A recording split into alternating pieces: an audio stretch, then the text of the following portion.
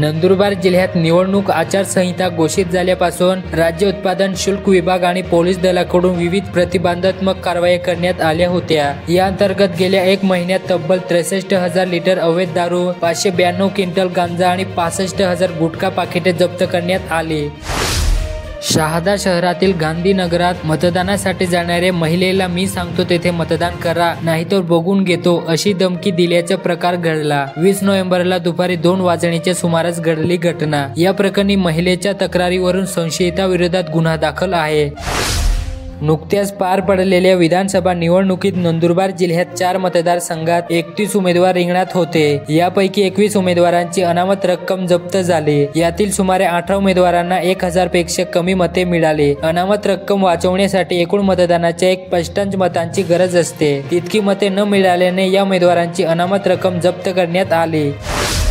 नंदुरबार शहरातील मंगळ बाजार, मराठा गल्ली परिसरातील श्री कालभैरव मंदिरात कालभैरव जयंतीनिमित्त विविध धार्मिक कार्यक्रम पार पडले। शहादा शहरात दिंडोरी प्रणित स्वामी समर्थ सेवा केंद्र यांच्या मार्फत विविध ठिकाणी 4 साप्ताहिक बाल संस्कार केंद्र सुरू करण्यात आले असून या केंद्रामार्फत बालकांना धार्मिक धडे शिकवले जात आहेत।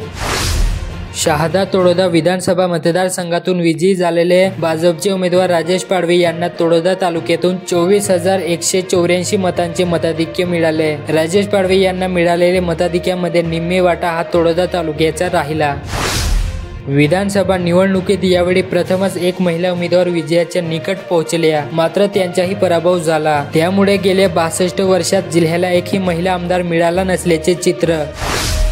नवापूर विधानसभा मतदारसंघातील मतमोजणीनंतर निकाली हाती आला। पहिल्या फेरीपासून तिरंगी लढतीचे चुरस पाहावयास मिळाले। शेवटी काँग्रेसचे शिरीष कुमार नाईक हे विजयी झाले, परंतु 2019च्या मताधिक्यामध्ये यावेळी मोठी घसरण झाली। नवापुरात 3 मातबर उमेदवारांमध्ये झालेल्या काटेकी टक्कर अशी लढत पुढील अनेक वर्षे मतदारांच्या स्मरणात राहणारी आहे।